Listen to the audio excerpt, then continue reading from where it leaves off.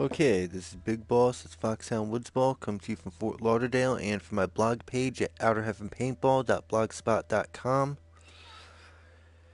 Anyway, just getting up, figured stream a little Ghost Recon for a little bit and go from there. Other than that, things haven't been that bad. Just been working, doing a lot of crap, and going from there. And now, let's hit that map. Let's see, weapons. Ooh, got this thing in. The Bren Veteran.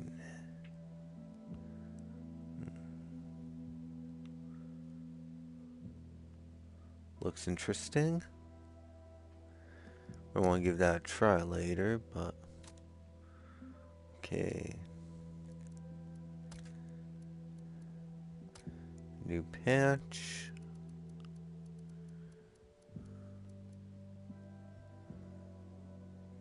USA Viking.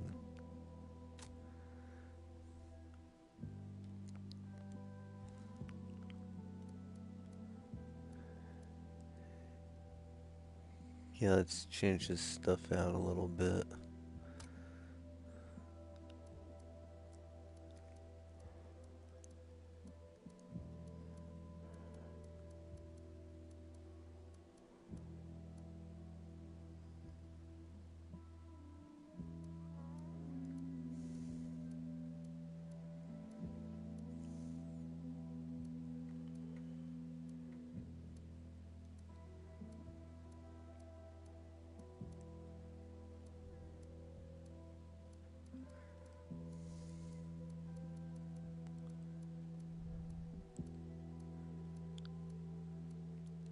Ah, here we are.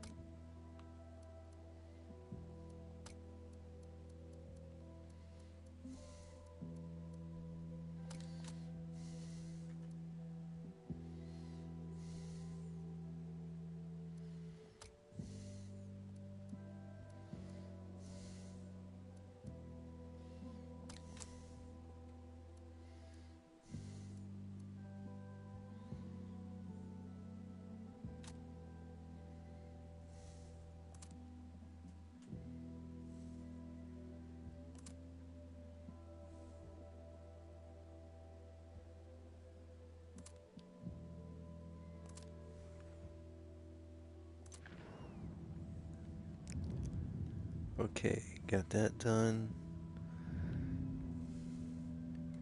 And we still got more of the map to explore.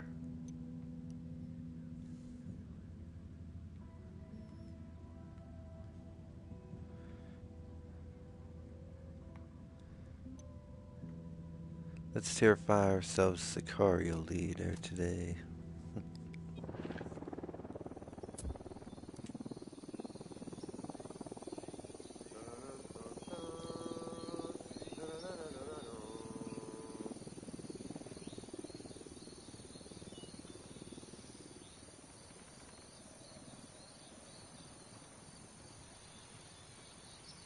I asked the rebels to send over a vehicle for us. Okay, we got your helicopter.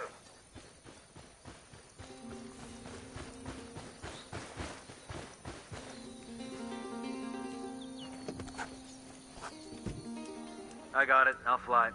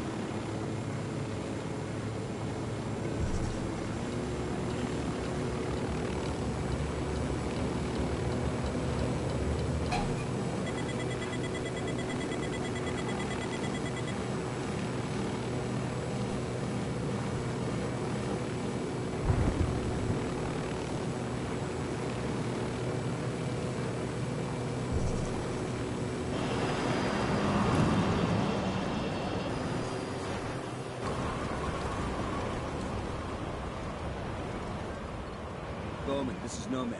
We're on the ground in Acora. What have you got for us?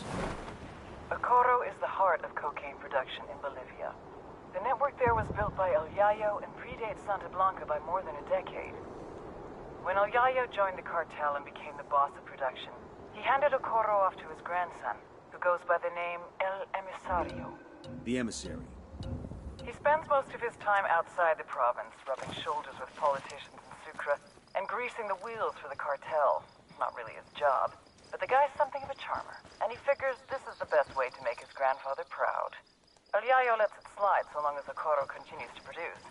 Fact is, the network is so well established that it pretty much runs itself. El Emisario's assistant handles the rest. Get in there, gather intel on Acoro's production sites, and start fucking things up. That'll put pressure on El Emisario to come back to Acoro and get things back on track before Granddad finds out. When that happens, we grab him and use him to get to El Yayo. Getting an upload from Bowman. Looks like she's got some intel on El Emisario.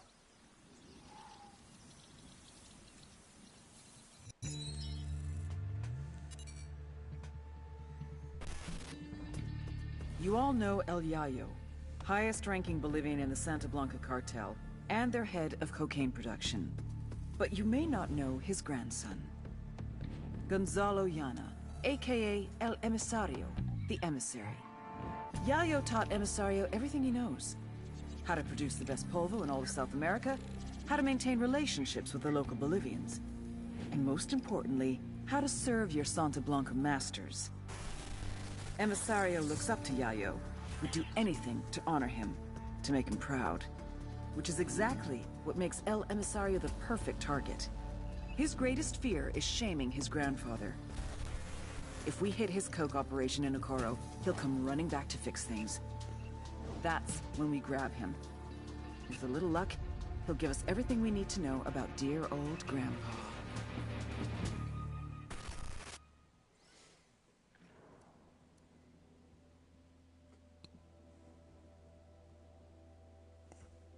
Okay, we got that one, and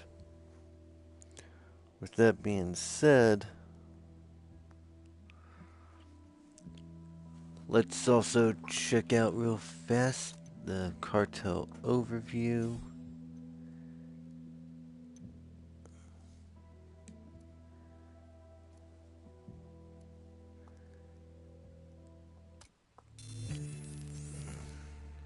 The Santa Blanca cocaine production pipeline, led by El Yayo. It all starts in the fields with the harvesting of the Erythroxylum novogranitens, aka the coca plant. Of the 200 known species of Erythroxylum, only 2 contain usable levels of cocaine, so you have to know what you're planting. El Yayo knows what he's planting. First, his people strip the leaves off the plant. Then the leaves are dried, finally chopped, and sent to the lab. That's where this chick comes in. La Gringa here is an American chemist with Mensa-level IQ and sub-zero morality numbers. They take the chopped leaves, dust them with lime. That's right, lime. Then pour diesel fuel all over them. Stir for 3 days. You can use a washing machine or a cement mixer, but Santa Blanca does it by hand. Then, they mix all this shit with sulfuric acid, a dash of caustic soda, and bam, cocaine paste. You dry it, chuck in more acid, and pretty soon you got powder. But now you have to purify it because no one wants to snort yellow powder. It's gross. So, a little more acid, some potassium permanganate, pyrolusite. Hungry yet? Filter it with ammonia and beautiful, pure white cocaine. But everyone knows how to do this, right? What makes Santa Blanca so special? What makes SB a brand? Because they figured it out. How to mass produce a custom product. Plant genetics, logistics, mechanization, state-of-the-art labs, reduction of redundancies, quality control, purity of chemicals, and, of course, the secret sauce. They're geniuses. They've taken coke production into the 22nd century. What Henry Ford did for the factory, they've done for the lab. They're innovators, they're pioneers, they're SB.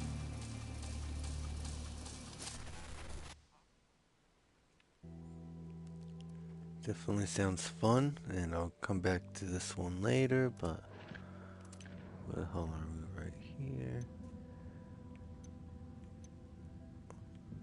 Okay, we're at our objective. We just overshot it a little bit.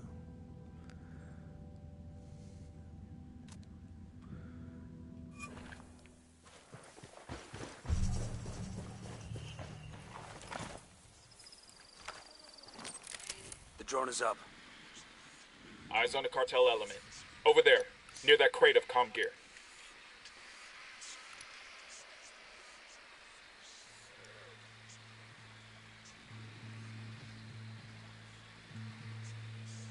I'm moving to position.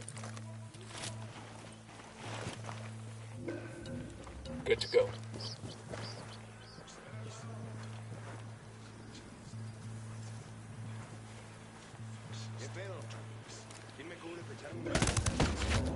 Engaging.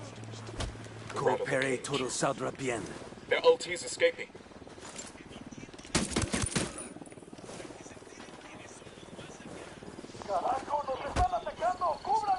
Que chingados! You smell that way? That mix of gun smoke, shit, and blood that's hanging in the air? That's Santa Muerte creeping up on you. Your cartel made a deal with her, but now she's come to collect. Tell your amigos, you fight for Santa Blanca, you end up food for crows. Gire, si se calma, yo le juro. I will quit. I will leave Bolivia. Bad day to be a punk-ass Sicario. Good day for the rebels. They're gonna love this. This is Amelia right. Hold up.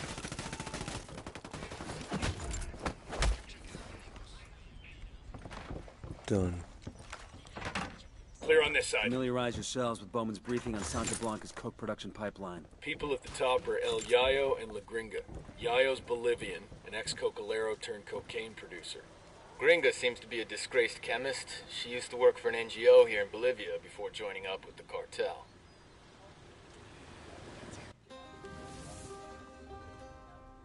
El Yayo was born amidst the Bolivian coca. His mother carried him Yeah, on how her you doing? back until he was old enough to go to work for himself. For decades, Yayo picked the leaves, fingers blistered, back aching, feet bleeding. But never, in all that time, did he once extract the alkaloids to make cocaine. To Yayo, the coca leaf was an ancient tradition, going back 8,000 years. A medicine, a culture, una planta sagrada. Of course, the Americanos had a different opinion. They called it Plan Dignidad, the Dignity Plan. Although Yayo was no more than a farmer, un cocalero, his world was left in ruins. With no other means available, he was forced to do the one thing that he vowed never to do. He was forced to produce cocaine. In the end, the Americans' efforts to stop cocaine production created one of the greatest cocaine producers to ever live.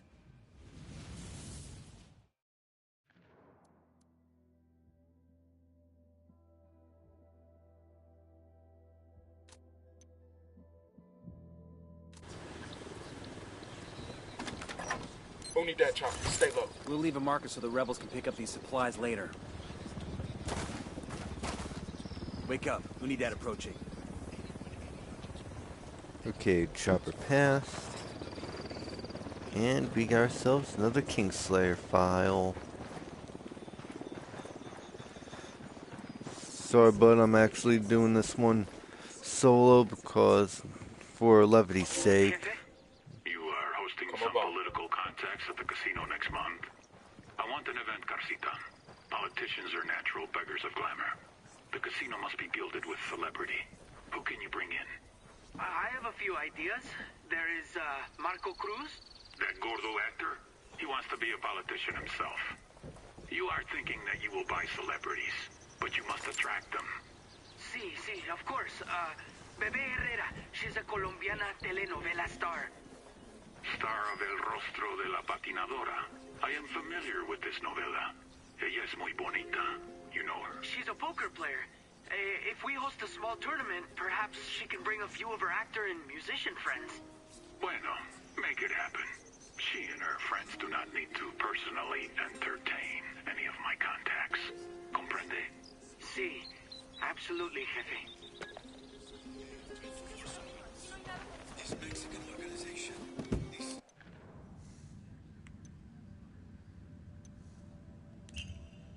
That organization believes that as I do, that human beings are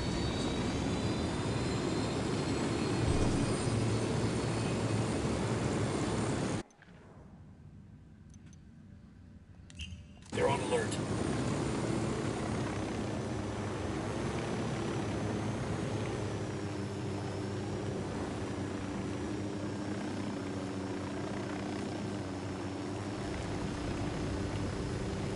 Amazing how people can find things to be happy about when the rest of the world's going to hell.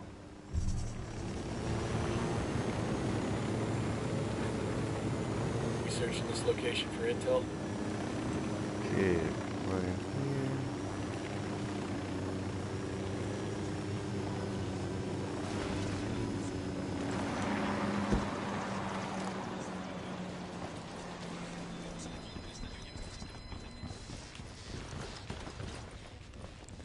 Okay, got ourselves another Kingslayer file. Let's see what we can grab here.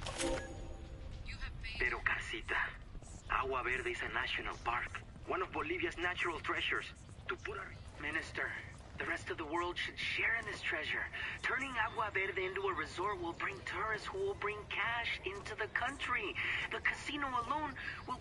The casino? Even if I approve the resort without the approval of the Aymara chiefs, the Gambling Control Authority will never go for a casino with such questionable financing. They've already promised approval. ¿Qué? I don't believe it. How is such a thing possible? Well, the president of the Gambling Control Authority understands that a lot of money goes through a casino. If some of that money happens to get lost, he wants to make sure that it falls into the right hands. Don't you, senor? Ah, okay, of course. How much money are we talking about? Well, I'd say $50,000 US a month. Incoming Unidad patrol. That sounds reasonable, Carcita. Have your lawyer send me the construction permits. I will handle everything. Perfecto. You and your family have a good evening. You know, that's really the good thing about these Kingslayer files. You can get so much information out of them. Hey, ¿qué pasa?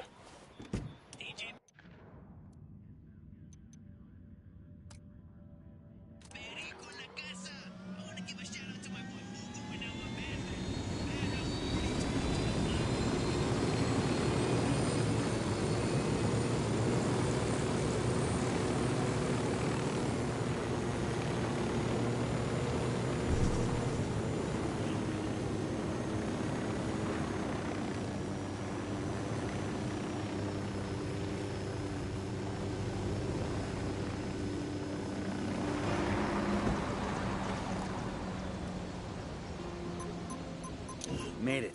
I'll call the rebels so they can haul it out later. Right. And then for us, it's cerveza time.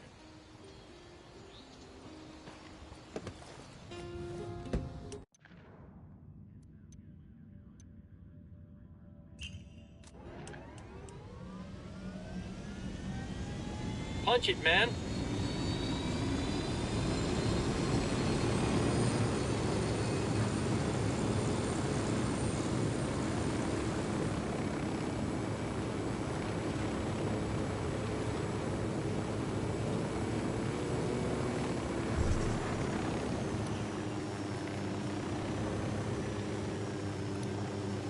Got another tango.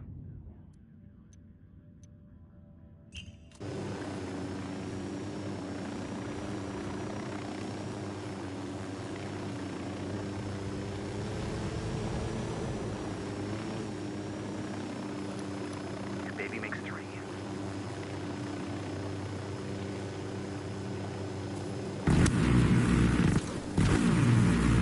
That guy heard the shot. He's looking for the source.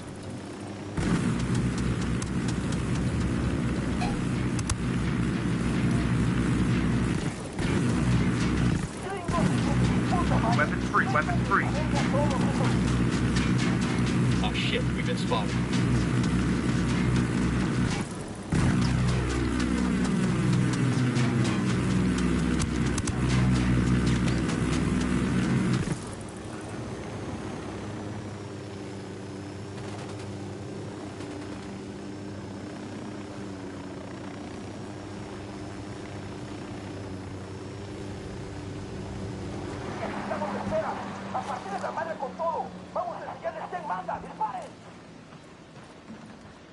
They're gonna be on top of us in another few seconds. What do we do?